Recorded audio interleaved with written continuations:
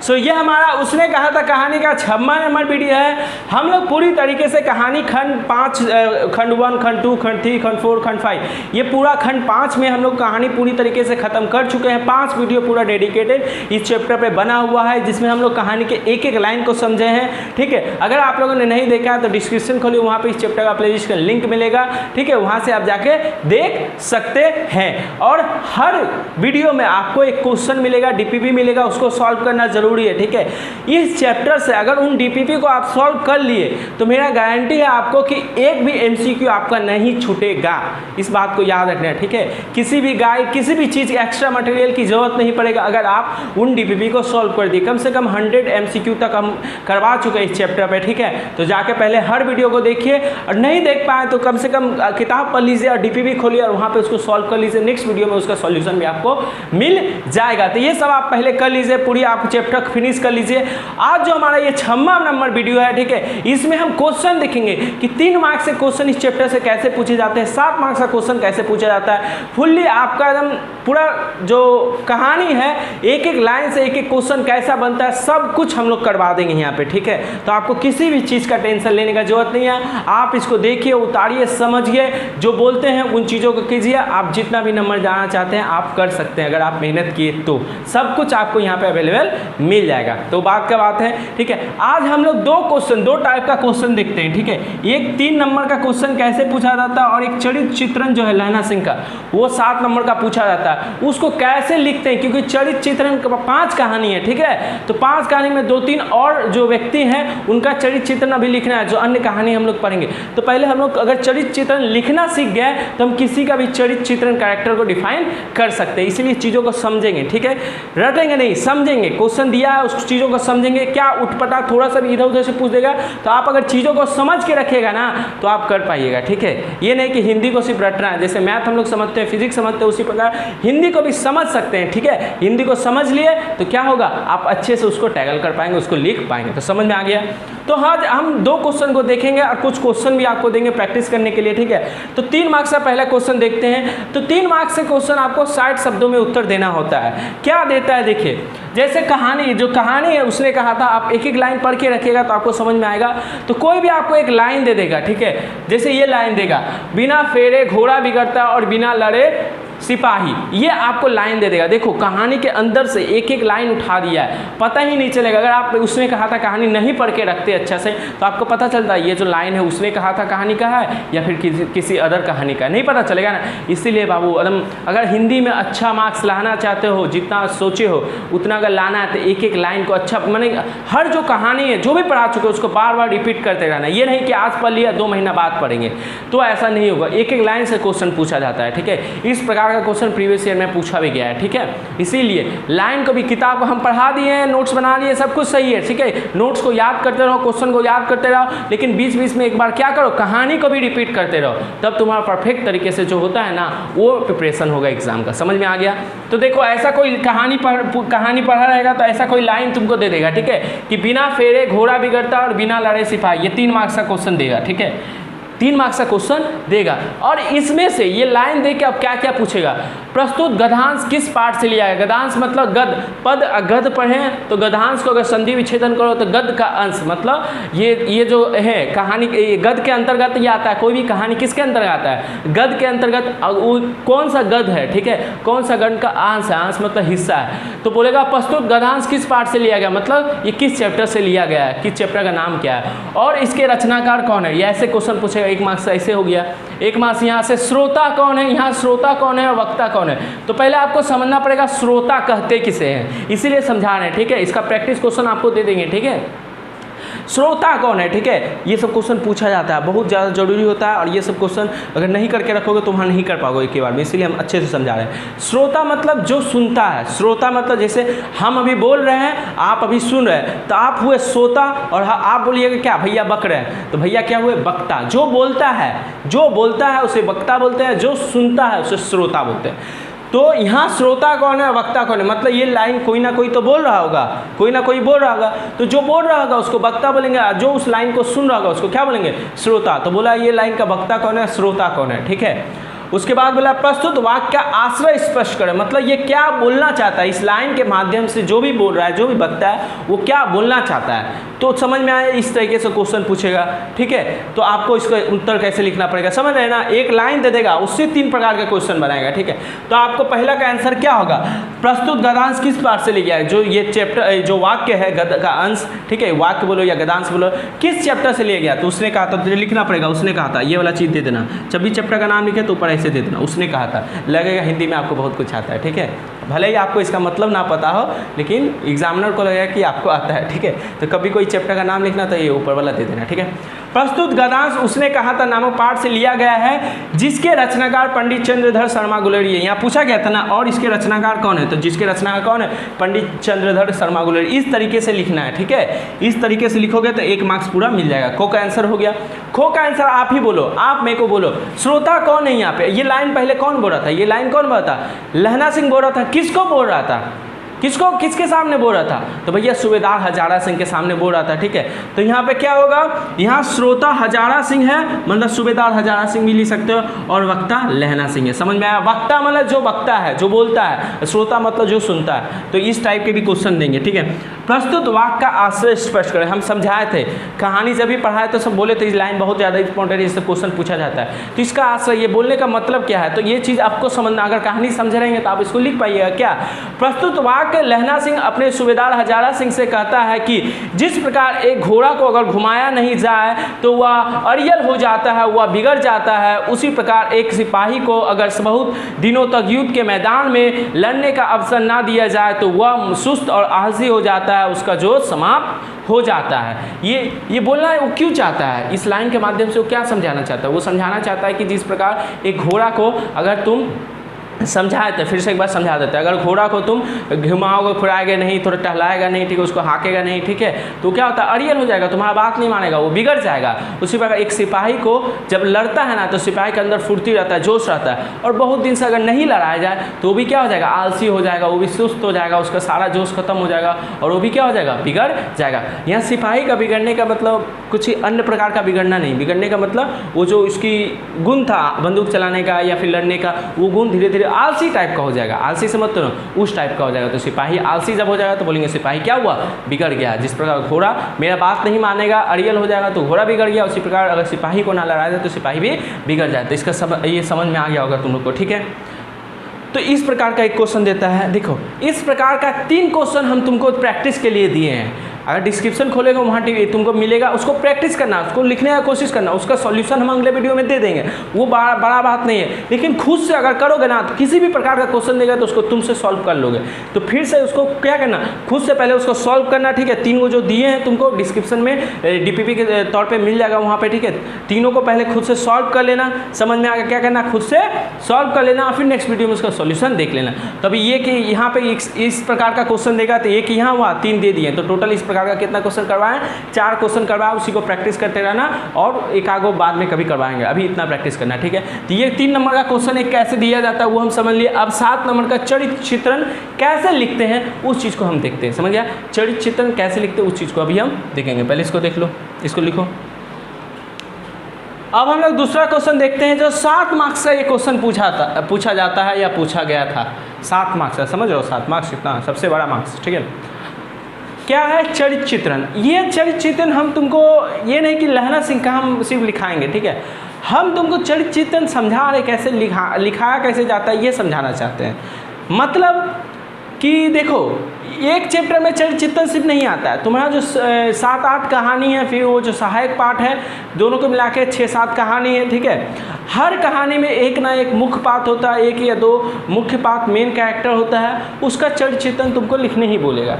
जिस प्रकार तुम लोग मॉडल एक्टिविटी टास्क किया था उसमें तुमने देखा था कि हीराबाई का चरित्र चित्रण बोला था लिखने, या फिर तुम दीपदान पढ़ेगा तो वहाँ पे तुमको बोलेंगे पन्नाधाई का चरित्र चित्रण, वनवीर का चरित्र चित्रण, ठीक है, या फिर चप्पल पढ़ेगा, ठीक है, या फिर तुम नमक पढ़ेगा। तो इन सब में सारे जो कहानी है ना, सब में किसी का ना किसी का चरित्र चित्रण तुमको लिखने ही बोलेगा। तो यहाँ चरित्र चित्रण होता क्या है पहले वो समझते हैं हम लोग, ठीक है, और फिर चरित्र चित्रण को कैसे लिखेंगे वो चीज़ अगर समझ गए ना वो, तो तुमको ये क्वेश्चन रटने का जरूरत नहीं है, ठीक है, ये रटने का जरूरत नहीं है। 7 मार्क्स का क्वेश्चन रहेगा, 2-3 बार प्रैक्टिस करके जाओगे, अपने से लिख सकते हो, ठीक है। तो तुमको चरित्र चित्रण लिखेंगे कैसे हम वो समझाएंगे और एक डेमो देंगे, ठीक है। और सबका हम लिखाएंगे, ये टेंशन मत लेना, जितना भी कहानी पढ़ाएंगे सबका लिखाएंगे, लेकिन खुद से भी उसके बाद तुम लिख पाओगे, कहीं भूल भाल गए तो, समझ गया। इसलिए ध्यान से सुनना, चरित्र चित्रण लिखते कैसे, ठीक है, चरित्र चित्रण लिखते कैसे। तो देखिए यहाँ पे क्वेश्चन क्या देगा, उसने कहा था कहानी के आधार पर लहना सिंह का चरित्र चित्रण लिखे, लहना सिंह का चरित्र चित्र, या फिर बोलेगा उसने कहा था कहानी के मुख्य पात्र या फिर नायक का चरित्र चित्रण लिखे, या फिर उसने कहा था कहानी में सबसे आपका जो सबसे फेवरेट वाला कैरेक्टर है उसका चरित्र चित्रण लिखे। मतलब ऐसा करके क्वेश्चन देगा, लहना सिंह का ही चरित्र चित्रण लिखना है, उसने कहा था। चरित्र चित्रण मतलब होता है, चरित्र मतलब क्या होता है, हम कैसे हैं, मेरा व्यवहार कैसा है, चरित्र बोलते हैं ना, मेरा चरित्र तुम गंदा मत करो, ठीक है। मतलब मेरा नेचर कैसा है, व्यवहार कैसा है, दूसरों के साथ हम कैसा व्यवहार कर रहे हैं, वार्तालाप कर रहे हैं, ठीक है। हम ताकतवर है, साहसी है, ठीक है, डरपोक है, ये मेरा क्या हो, ये मेरे कैरेक्टर को डिफाइन, कैरेक्टर समझते हो ना, कैरेक्टर को डिफाइन करेगा। कैरेक्टर डिफाइन करना मतलब कोई होता है ना बहुत आलसी है, तो हम क्या बोलेंगे, बहुत ही आलसी है, तो वो उसका चरित्र है, नेचर उसका है, क्या है, वो आलसी है। कोई होगा जो बहुत मेहनती है, तो हम बोलेंगे ये बहुत ज़्यादा मेहनती लड़का, ये बहुत अच्छा करेगा, तो वो मेहनती है, वो उसका चरित्र है। चरित्र मतलब नेचर, गुण है, विशेषता है, अंदर जो होता है, ठीक है, समझ गया। तुम्हारा भी कोई कोई गुण होगा, तुम कोई आलसी होगा जिसको हम पढ़ाते हैं, होमवर्क देते हैं, कोई करता नहीं होगा, तो वो क्या होगा, उसका चरित्र क्या है, वो आलसी टाइप का है। कोई कोई होता होगा, तुम लोग में से ही कोई होगा जो बहुत ज़्यादा मेहनती होगा, तो उसको बोलेंगे उसका चरित्र कैसा है, मेहनती है। और एक ये आलसी मेहनती ये हुआ, फिर हो सकता है कोई बहादुर होगा, किसी भी चीज़ से डरता ना होगा, ठीक है, तो उसको हम बोलेंगे बहादुर है, ठीक है। सांप आ गया, कोई भी चीज़ आ गया, जीव जंतु आ गया, तो डरता नहीं है, साहसी है, तो हम बोलेंगे वो साहसी है, बहादुर है। समझ में आ गया। पहला आलसी हो सकता है, कोई व्यक्ति आलसी हो सकता है, मेहनती हो सकता है, साहसी हो सकता है, ठीक है। दूसरों के साथ कैसा व्यवहार करता है, अगर तुम्हारे साथ कोई अच्छा व्यवहार करेगा तो हम बोलेंगे ये अच्छा व्यक्ति है, बुरा व्यवहार करेगा तो हम बोलेंगे बुरा व्यक्ति है। तो इस प्रकार विभिन्न प्रकार के पॉइंट मेरे कैरेक्टर को डिफाइन करने के लिए, तुम्हारे कैरेक्टर को डिफाइन करने के लिए हम क्या कर सकते हैं, विभिन्न प्रकार के पॉइंट निकाल सकते हैं। पहले हम खुद अगर अपना कैरेक्टर को डिफाइन करना चाहे, चलो इस क्वेश्चन को छोड़, तुम सिर्फ अपना कैरेक्टर को डिफाइन करो कि क्या क्या पॉइंट है, तुमको क्या क्या अपने अंदर खूबियाँ लगता है। तो बोलेगा भैया हम बहुत ज़्यादा मेहनती है, तो तुम क्या हुआ, मेहनती हुआ। तुम्हारा चरित्र क्या है, तुम्हारा चरित्र चित्रण करेंगे तो हम लिखेंगे तुम बहुत ज़्यादा मेहनती है, जो भी तुम्हारा नाम है वो क्या है, बहुत ज़्यादा मेहनती है। फिर भैया हम किसी भी चीज़ से नहीं डरते, तो हम बोलेंगे तुम क्या है, बहुत ज़्यादा बहादुर है, क्या है, बहुत ज़्यादा बहादुर है। भैया हम किसी का सब आदमी का मदद करते हैं, तो हम बोलेंगे तुम बहुत अच्छा आदमी भी है, दिल का बहुत अच्छा आदमी है, सबका बहुत ज़्यादा मदद करता है। तो यहीं पे देख सकते हो हम तुम्हारा कैरेक्टर को डिफाइन किए 3 पॉइंटों के माध्यम से। तुम बहुत ज़्यादा मेहनती है, तुम बहुत ज़्यादा बहादुर है, तुम बहुत ज़्यादा क्या करता है, दूसरों की मदद करता है, इसीलिए तुम बहुत ज़्यादा अच्छा इंसान है। हो सके तुम भगवान पर विश्वास करता है, तो हम बोलेंगे तुम क्या है, आस्तिक है, भगवान पर विश्वास करने, पूजा पाठ करने वाला व्यक्ति है, तो वो भी तुम्हारे चरित्र को डिफाइन करता है। उसी प्रकार कोई भी कहानी आज से, अगर ध्यान रखना, अगर आज से कोई भी कहानी पढ़े तो इन सब पॉइंटों को नोट करना कि वो दूसरों को मदद करता है नहीं करता। अगर करता है तो हम उसके कैरेक्टर में लिखेंगे वो क्या, एक अच्छा आदमी है। वो साहसी है, साहसी है, हाँ साहसी है, तो हम बोलेंगे वो कैसा आदमी है। अगर साहसी है, बहादुर है, कहानी पढ़े हमको पता चल गया वो बहादुर है, साहसी, तो हम उसका जब चरित्र चित्रण बोलेगा तो हम एक पॉइंट लिखेंगे कि ये फलाना आदमी क्या है, वो क्या है, एक बहुत बड़ा साहसी आदमी, वो दूसरों की मदद करता है, वो मेहनती है। अगर कोई कहानी पढ़े और उसमें पता चला जो हीरो है वो क्या, जो मेन कैरेक्टर है जैसे लहना सिंह, वो क्या बहुत ज़्यादा मेहनत करता है, तो उसका जो चरित्र चित्रण हम लिखेंगे ना, तो लिखेंगे वो बहुत ज़्यादा मेहनती है। तो इस प्रकार से आप कहानी पढ़ोगे और ये जो पॉइंट है वो जो उसका चरित्र को डिफाइन करेगा, उन सब पॉइंटों को कैच आउट करोगे। समझ गया कैसे कहानी पढ़ना है, ठीक। अब हम एक डेमो देते हैं लहना सिंह का, ठीक है। तो लहना सिंह का चरित्र चित्रण करना है, समझ में आ गया होगा। तो लहना सिंह का चरित्र चित्रण डायरेक्ट यहाँ से नहीं लिखेंगे, डायरेक्ट थोड़ा सा उसके बारे में बताना पड़ेगा। तो क्या लिखेंगे, देखो यहाँ से उत्तर होगा, ठीक है। ये ब्लू से लिखेंगे हम लोग को, तुम लोग को पता ही होगा। ये ब्लैक से लिखेंगे, ये सब ब्लू से लिखेंगे। वो तुम आंसर कैसे सजा के लिखते हैं, लिख सकते हो। तो लहना सिंह के चरित्र चित्रण के बारे में लिखेंगे तो पहले लहना सिंह कौन है उसके बारे में हमको बताना पड़ेगा।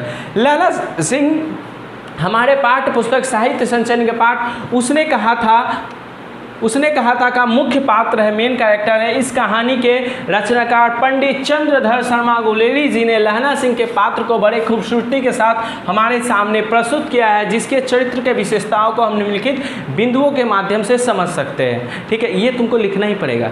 किसी भी चीज़ का, किसी भी आदमी का चरित्र चित्रण करना चाहेगा तो पहले उसके बारे में बताना चाहेगा। कोई भी पात्र का, कैरेक्टर का अगर चरित्र चित्रण करना चाहेगा तो बोलेगा ये इस कहानी से ले गया, इसके रचनाकार ये है, सिर्फ थोड़ा सा चेंज करना है। किताब का नाम तो वही रहेगा, कहानी का नाम चेंज कर देना और लेखक का नाम चेंज करना, बस सारा कुछ ऐसे ही रहेगा। या खुद से भी तुम इसको लिख सकते हो उसके बारे में थोड़ा सा। अब देखो विभिन्न पॉइंटों के माध्यम से, 3 पॉइंट यहाँ है और 2 पॉइंट दिखाएंगे, अभी 3 पॉइंट पहले समझ लेते हैं। इन पॉइंटों के माध्यम से हम लहना सिंह का जो चरित्र उसको समझ सकते हैं। जैसे अभी तुम्हारा चरित्र कैसे लिखेंगे वो हम समझा दिए थे, अभी लहना सिंह के चरित्र को कैसे लिखेंगे। तो लहना सिंह जब कहानी हम लोग उसने कहा था पढ़े थे, तो हमको पता चला था कि लहना सिंह क्या बहुत ज़्यादा बहादुर है, साहसी है, ये पता चला था ना तुम लोग को। तो पता चल गया, इतने डिटेल में हम लोग पढ़े हैं, अगर पढ़े हो तो तुमको पता चल गया कि कितना ज़्यादा साहसी, कितना ज़्यादा बहादुर है। तो पहले हम लिखेंगे कि लहना सिंह साहसी और बहादुर सिपाही है, सिर्फ इतना लिखेंगे, लहना सिंह नहीं। कौन नंबर देखिए विभिन्न बिंदुओं के माध्यम से 1 2 3 4 ऐसे करके बहुत सा पॉइंट लिखेंगे और देखो उसके बाद समझाते हैं। पहला पॉइंट लिखेंगे साहसी और बहादुर सिपाही। तो लहना सिंह क्या है, एक साहसी सिपाही है, एक बहादुर सिपाही है, ये तो हम लोग को पता है। लेकिन इसके अंदर अब यहाँ क्या लिखेंगे भैया, ये तो समझिए, ये तो लिख देंगे, लेकिन इसके अंदर क्या लिखेंगे। अच्छा तुम आलसी हो, तो तुमको क्यों लगता है कि तुम आलसी हो। भैया हम आलसी नहीं है। अच्छा ठीक है, तुम मेहनती है, तो तुमको क्यों लगता है तुम मेहनती है। भैया हम 6 घंटा 7 घंटा पढ़ते हैं, तो हम लिखेंगे मेहनती। जो भी तुम्हारा नाम है वो मेहनती है, क्यों, क्योंकि ये 6 घंटा 7 घंटा बहुत ज़्यादा मेहनत करता है। उसी प्रकार साहसी और बहादुर सिपाही, लहना सिंह क्या है, साहसी और बहादुर सिपाही। अब क्यों, किन बातों से, कौन सा ऐसा वाक्य है जिसको पढ़ के तुमको लगता है कि लहना सिंह बहादुर और सिपाही है, उस चीज़ को यहाँ पे हमको लिखना पड़ता है। तो देखो क्या लिखे हैं, लहना सिंह एक बहादुर सिपाही था, इसका पता हमें उसके और सूबेदार हजारा सिंह के वार्तालाप से। सूबेदार और हजारा सिंह और लहना सिंह जब बात कर रहे थे तो वहाँ से हमको कुछ पता चला। देखो किस प्रकार वो युद्ध करना चाहता है। लहना सिंह बोलता है ना कि युद्ध पे बिना फेरे घोड़ा भी करता है, बिना लड़ाई से फाई, इस प्रकार का बात जब करता है तो क्या चाहता है, वो युद्ध पर चलना चाहता है। तो इससे पता चलता है वो बहादुर है, साहसी है। तो कहता है कि वह कहता है, लहना सिंह कहता है, मुझे संगीन चढ़ा कर मार्च का हुक्म मिल जाए, फिर 7 जनमनों का अकेला मार कर ना लौटूं तो मुझे दरबार साहब की देहली पर मत्था टेकना नसीब ना। इससे पता चलता है वो साहसी और बहादुर है। पता 7 जर्मन सिपाही को अकेले मारना चाहता है, सोचो इसके अंदर कितना साहस है, कितना बहादुर है। तो इस लाइन को पढ़ के हमको पता चला लहना सिंह क्या है, साहसी है, बहादुरी। तो ये पहले पॉइंट लिखना पड़ेगा, इसी को बोले यहाँ बिंदु, ये बिंदु लिखना पड़ेगा। और ये क्यों लिखा है, किन पॉइंटों, किन वाक्यों के माध्यम से तुमको लगता है कि वो साहसी और बहादुर है, तो ये चीज़ तुमको अपने से लिखना पड़ेगा।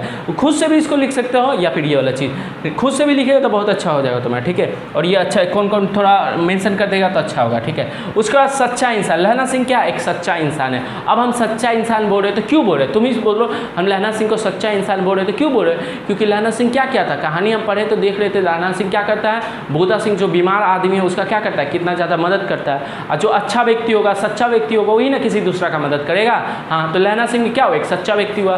तो हम दूसरा पॉइंट लिखेंगे, लहना सिंह क्या एक सच्चा व्यक्ति है। क्यों लहना सिंह क्यों सच्चा व्यक्ति है, देखो लहना सिंह दिल का बड़ा सच्चा व्यक्ति है। इसका पता हमें उसके द्वारा बोधा सिंह के लिए किए गए कार्यों से पता चलता है, किस प्रकार वो अपने कंबल सूखे तख्ते बीमार बोधा सिंह को दे देता है। इससे पता चलता है वो क्या है, बहुत अच्छा आदमी है, बहुत सज्जन किस्म का आदमी है, बहुत ही सच्चा व्यक्ति, सच्चा इंसान है। तो ये पॉइंट समझ में आया। चालाक और बुद्धिमान सिपाही, अब लहना सिंह बहुत ज़्यादा चालाक था, बहुत ज़्यादा बुद्धिमान था, तो ऐसा क्यों बोल रहे हैं, तो तुम लोग को ही पता है। और लहना सिंह को हम चालाक क्यों बोलेंगे, क्योंकि लेफ्टन साहब नकली था, इसका पता सिर्फ वही उसको था, और उसने अपनी झूठ मूठ का कहानी वहानी बना के क्या कर दिया, लेफ्टन साहब की असलियत को पता लगा लिया, और जिससे क्या हुआ, पूरा सिपाही जो पलटन था उसकी जान बचाई जा सके। इसीलिए पता चलता है लहना सिंह क्या था, बहुत चालाक था, बहुत ही बुद्धिमान था, ठीक है। बुद्धिमान व्यक्ति रहेगा तबे ना ये सब इतना जल्दी काम, कि लेफ्टन साहब को भी पता नहीं चला कि उसके पीठ पीछे क्या हो रहा है, ठीक है। जल्दी से वजीरा सिंह को भेजा देता है कि सूबेदार को लौटा दो, ठीक है। इतना सारा झूठ मूठ का कहानी बनाता है लेफ्टन साहब की असलियत को जानने के लिए, इससे पता चलता है वो कितना बुद्धिमान था। तो हम दूसरा पॉइंट लिखेंगे कि लहना सिंह बहुत ज़्यादा चालाक था, बहुत ज़्यादा बुद्धिमान था। तो ऐसे लिखेंगे, चालाक और बुद्धिमान सिपाही कौन, लहना सिंह। लहना क्यों ऐसा क्यों बोल रहे हैं, तो उसी चीज़ को जो अभी बोले उसी चीज़ को देखो कैसे लिखेंगे, अपने से भी तुम लिख सकते हो। लहना सिंह बड़ा चालाक और बुद्धिमान सिपाही था, नकली लेफ्टन की असलियत पर सूबेदार को भी किसी प्रकार का संदेह नहीं हुआ, पर लहना सिंह को उस पर संदेह हुआ, तब उसने झूठी कहानी बनाकर लेफ्टन साहब की असलियत जान ली। झूठी कहानी मतलब वही नील गाय वाला कहानी, झूठ था ना, वो सब बोल के वो क्या किया, उसकी असलियत जान ली, और वहाँ से बिना लेफ्टन साहब को संदेह हुए वजीरा सिंह के पास जाता है, बिना दिया सलाई के बहाने कहाँ चल जाता है, वजीरा सिंह के पास जाता है, और इस धोखे की खबर सुनाता है, और तुरंत उसे सूबेदार के पास जाकर उन्हें लौट लिखा है, ठीक है, लौट आने का संदेश देने का कहता है, लौट आने को संदेश देने को कहता, बोलता है ना, तुम जाके उनको बोल देना कि लौट आए, ठीक है, ये धोखा हुआ मानस है। लहना सिंह के इस बुद्धिमानी के कारण ही सबकी जान बच पाए, इसलिए सूबेदार भी लहना सिंह के बुद्धि का तारीफ करते हैं। समझ गया? तो लहना सिंह क्या था? बुद्धिमान था, बहुत ही ज़्यादा चालाक व्यक्ति था। ये पॉइंट उसका हमको कहानी पढ़ के पता चला। क्यों पता चला तो इसको लिख लेंगे। तो ये 3 पॉइंट हुआ अभी लहना सिंह का कैरेक्टर को। कम से कम 7 मार्क्स का क्वेश्चन आया तो कम से कम 5 या 6 तुमको लिखना ही पड़ेगा, ऐसा करके 5-6 पॉइंट लिखना पड़ेगा। तो अभी 3 पॉइंट लिखा है, अभी 3 पॉइंट और लिखाएंगे। पहले चीज़ों को समझो क्या बोले, ठीक है, इसको अच्छे से नोट डाउन करो और खुद से प्रैक्टिस करना, हम क्या बोले, क्या कैसे लिखेंगे किसी चीज़ का चरित्र चित्रण, ठीक है। अगला बार से तुमको खुद से ही बोलेंगे लिखने, ठीक है। तो इसीलिए तुम लोग समझो चीज़ों को, रटो मत, ठीक है। इसको जल्दी से नोट डाउन करो और बाकी का 2 को लिखते, पहले इसको नोट डाउन करो। अब लहना सिंह के चरित्र को डिफाइन करने वाले 2 और बिंदुओं को देखते हैं। पहला चौथा क्या है हमारा, देखिए, कष्ट सहिष्णुता। कष्ट सहिष्णुता मतलब क्या होता है? सहने वाला, कष्ट को सहने की क्षमता, कष्ट को सहने की क्षमता। कष्ट मतलब समझते हैं, दुख तकलीफ को सहने की क्षमता। तो क्या हम ये पॉइंट, ये जो बिंदु हम लिखे लहना सिंह के चरित्र को सार्थक बनाती है? तो क्या लहना सिंह को ऐसा कहानी को पढ़ के लगा कि लहना सिंह कहीं कष्ट को, दुख को सह रहा है, किसी के सामने व्यक्त नहीं कर रहा है, उसकी कष्ट को सहने की क्षमता बहुत अधिक है, ये आपको कहीं लगा? हाँ भैया लगा। देखिए, उसको 2 गोली लग गया था। पहला कहाँ लगा था? पहला गोली लगा था जांघ पर, दूसरा गोली कहाँ लगा था? ये जो पसली है उस पर गोली लगा था, ठीक है। लेकिन 2 गोली लगने के बावजूद भी वो हजारा सिंह को क्या कहता है कि मैं अभी स्वस्थ हूँ, मुझे पट्टी लगाने की जरूरत नहीं। इससे पता चलता है उतना कष्ट होने के बावजूद भी वो कितने कष्ट को सह सकता है। इससे ये जो लाइन, जो बिंदु लिखे हैं वो क्या है? सार्थक है। हाँ, ऐसा लहना सिंह है। तो इसमें लिखेंगे क्या? किसी भी सिपाही का गुण होता है कष्ट को सहना। कोई भी आर्मी में जाता है, सिपाही बनता है या पुलिस कोई भी होता है, उसका जो प्रथम गुण है वो क्या है? कष्ट को सहना, दुख तकलीफ को। उन लोगों का जो ट्रेनिंग होता है वो बहुत ही हार्ड होता है। उन लोग को कष्ट की सहने की जितनी ज़्यादा क्षमता होगा वो उतना अच्छा सिपाही होगा। तुम ही सोचो, कोई सिपाही है जो कष्ट को, दुख तकलीफ को थोड़ा सा यहाँ कट गया है उसको सह नहीं पाएगा, तो क्या अच्छा सिपाही बन पाएगा? नहीं। इसलिए किसी भी सिपाही का सबसे प्रथम गुण क्या होता है कि दुख तकलीफ, कष्ट को सहना, ठीक है। लहना सिंह में भी यह 2 कष्ट को सहना, यह गुण लहना सिंह में भी था। लहना सिंह में भी जो कष्ट को सहने वाला गुण था ना, वो था। 2 गोलियां लगने पर भी वह किसी के सामने अपने दुख को व्यक्त नहीं करता। इससे उसके कष्ट के सहने की क्षमता का पता चलता है। उसको 2 गोलियां लगी थी, ठीक है, और लास्ट वाली जो यहाँ पे गोली लगी थी वो इतना खतरनाक था जिसके कारण उसकी जान चली गई। लेकिन इतनी तकलीफ, इतनी दुख में होते हुए भी उसने अपने दुख के किसी के सामने जाहिर नहीं किया। इससे पता चलता है उसको जो दुख और कष्ट को सहने की जो क्षमता है वो बहुत ज़्यादा है, ठीक है। तो ये भी पॉइंट क्या होता है? सार्थक होता है, सही है। आदर्श प्रेमी, यही तो एक चीज़ है, ठीक है, जो पूरा कहानी इसी के पीछे, पूरा जो कहानी है इसी आदर्श प्रेमी प्रेम के चक्कर में पूरा कहानी घुमा हुआ है, ठीक है। तो क्या आदर्श प्रेमी ये जो लिखे हैं पॉइंट, ये क्या लहना सिंह के चरित्र को डिफाइन करती है? लहना सिंह के चरित्र के लिए सार्थक है। हाँ भैया, देखिए, लहना सिंह को क्यों आदर्श, हम लहना सिंह का जो प्रेम है वो आदर्श है। लहना सिंह एक आदर्श प्रेमी मतलब आइडियल प्रेमी है। क्यों है? ठीक है, क्यों है? क्योंकि वो एक बचपन में एक लड़की से मिलता है 12 साल की अवस्था में, जिसमें बच्चों को उतना ज्ञान होता भी नहीं है, ठीक है। वो 12 साल की अवस्था में मिलता है, उससे लड़की के प्रति उसका कुछ विशेष लगाव था या प्रेम बोल सकते हो, ठीक है, ऐसा कुछ था। 25 साल हो जाते हैं, ठीक है, तब भी वो लड़की को भूल नहीं पाया। थोड़ा बहुत उसको लड़की के बारे में याद है और लड़की अचानक उसको मिलती है और उससे भीख मांगती है आंचल बिछा के, क्या आंचल पसार के, क्या मेरे पति और बच्चों की रक्षा करना। और अपने बचपन के प्यार के लिए, प्रेम के लिए कभी उसको उस लड़की से लगाव था, इसके लिए उसने क्या किया, उसको बचाते बचाते, बोधा सिंह और हजारा सिंह को बचाते बचाते अपने प्राणों की आहुति दे दी, अपने प्राण को त्याग दे। इससे पता चलता है कि वो जो लड़की थी, जो सूबेदारनी थी, जो बचपन वाली थी, जिससे उसको लगा था, कितना ज़्यादा प्रेम करता था उससे, ठीक है। तो उससे उसके आदर्श प्रेम के, सच्चे प्रेम का पता चलता है। तो तुम यहाँ सच्चा प्रेम भी ले सकते हो, सच्चा आशिक भी लिख सकते हो, कुछ भी लिख सकते हो, ठीक है, वो तुम कर सकते हो। लहना सिंह एक आदर्श प्रेमी था, 12 वर्ष की अवस्था। अब ये नहीं कि कोई होता है 10 क्लास में ये सब लिखोगे तो तुमको लगेगा मजाक, नंबर काट लेगा, नहीं। ये उसने कहा था कहानी जो है प्रेम पे ही है। प्रेम के बारे में समझाया गया है कि एक जो प्रेम होता है, आदर्श प्रेम होता है, वो क्या होता है, वो बिना किसी स्वार्थ का लहना सिंह अपने प्राणों की आहुति दे देता है। सोचो, अपने प्राणों की आहुति दे देता है बिना किसी स्वार्थ का। क्या उसे सूबेदारनी से कुछ मिलने वाला था, कहीं किसी से कुछ विशेष प्राप्त होने वाला था, नहीं। तभी वो क्या अपने प्राणों की आहुति दे देता है। तो यही एक प्रेम है, ठीक है। प्रेम ऐसा होता है। आजकल का प्रेम अगर हम बोलना नहीं चाहिए, क्या होता है, देख तो कोई लड़का रहता है, लड़की रहता है, कुछ बोलता है, कुछ नाकार, अगर मैंने कोई लड़का है किसी लड़की को या कोई लड़की किसी लड़का को अगर कुछ भी बोलता है तो कुछ मैंने मन चाहा उत्तर नहीं मिलता तो उसको बुरा भला बोलता है, ठीक है। लहना सिंह देखो, इसको भी लहना सिंह पूछता है तो बोलती है हाँ हो गया, तो लहना सिंह के मन चाहा उत्तर नहीं मिला, लेकिन ये चुपचाप आ गया।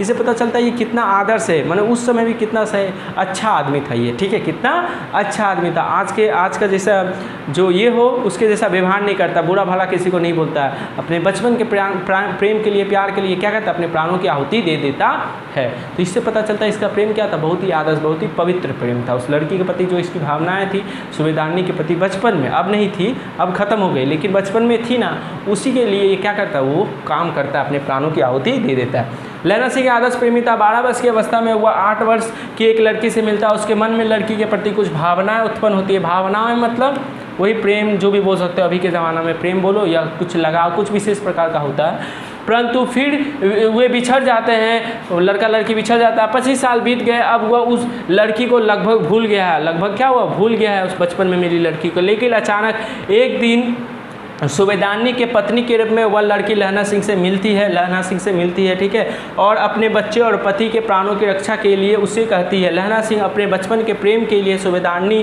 के पति और बच्चे का रक्षा करते हुए अपने प्राणों की आहुति दे देता है। इससे पता चलता है लहना सिंह के प्रेम के विषय में कितना आदर्श प्रेम है, ठीक है। उसके आदर्श प्रेम के विषय में पता चलता है, उसका जो प्रेम है वो कितना सच्चा है, कितना पवित्र है, उस प्रेम के बारे में हमको पता चलता है। तो ये 5 पॉइंटों के माध्यम से हम क्या किए हैं, लहना सिंह के करेक्टर को डिफाइन किया है। अब क्या भैया हम छठा मिल रहा है, यहाँ पे कोई छठा मिल रहा है तो क्या हम नहीं लिख सकते? हाँ लिख सकते हो, लेकिन 6 से 5 लिखोगे तुमको 7 मार्क्स मिल जाएगा, सही से लिखे तो, समझिए ना। अगर तुमको छठा अपने से एक कोई ऐड करना है, जैसे वो भगवान पे आस्था रखता था तो लिख सकते हो आस्तिक आदमी, ठीक है। मैंने वो बोलता है ना, दरबार साहब की दहली पे मत्था टेकना नसीब वाला बात है, ठीक है। तो भगवान पे क्या है, उसकी आस्था है, श्लोक भी बोलता है, देखते हो भगवान वाला, ठीक है। तो इससे पता चलता है वो गुरु अपने भगवान को कितना मानता है। तो क्या लिख सकते हो, लहना सिंह बहुत ही जो भगवान पे विश्वास करने वाला, भगवान की शक्ति पर विश्वास करने वाला व्यक्ति था। ये सब भी तुम लिख सकते हो ऐड करके, ठीक है। तो यहाँ लेकिन हम अभी 5 से 5 लिखा दिए हैं, ठीक है। इसको तुम लोग अच्छे से लिख लोगे, कैसे लिखाया जाता है वो भी समझा चुके हैं, ठीक है। तो यहाँ हम पहला क्वेश्चन 3 मार्क्स का क्वेश्चन कैसे किए वो किए हैं, वो एक बताए हैं, और 3 DPP दे दिए हैं, लहना सिंह वाला दे दिए हैं, और एक और वीडियो आएगा जिसमें उद्देश्य और जो शीर्षक का सार्थकता वो कैसे लिखते हैं और इसका लिखाएंगे, ठीक है। वो क्वेश्चन भी पूछा जाता है, तो वो भी बहुत ज़्यादा इंपॉर्टेंट वीडियो हो जाएगा। तो आज ये जो क्वेश्चन दिए हैं 3 को वो कर लेना, उसके लिए डिस्क्रिप्शन खोलना, वहाँ लिंक मिलेगा, उसके थ्रू आपको वो क्वेश्चन मिल जाएगा, उसको सॉल्व कर लेना, उसको सॉल्यूशन नेक्स्ट वीडियो में हम डाल देंगे, ठीक है। और जो 5 नंबर DPP दिए थे उसका जो आंसर है वो भी इस वीडियो के डिस्क्रिप्शन के लिंक के थ्रू मिल जाएगा, ठीक है। तो आप लोग वो सब कर लेना और अच्छे से प्रैक्टिस करना, मेहनत करना है, ठीक है। और ठान लेना कि इस बार अच्छा मार्क्स लाना। हम लोग भी इसीलिए तुम लोग के लिए मेहनत कर रहे हैं, जो भी बोलो, ठीक है, क्योंकि तुम लोग का अच्छा मार्क्स आना चाहिए, ठीक है। ऐसा उम्मीद तुम लोग से भी रखते हैं, ठीक है। मार्क्स तो ऐसा कुछ ये नहीं होता, लेकिन उम्मीद है कि तुम लोग अच्छा करेगा, ठीक है। तो फिर मिलते हैं नेक्स्ट वीडियो में।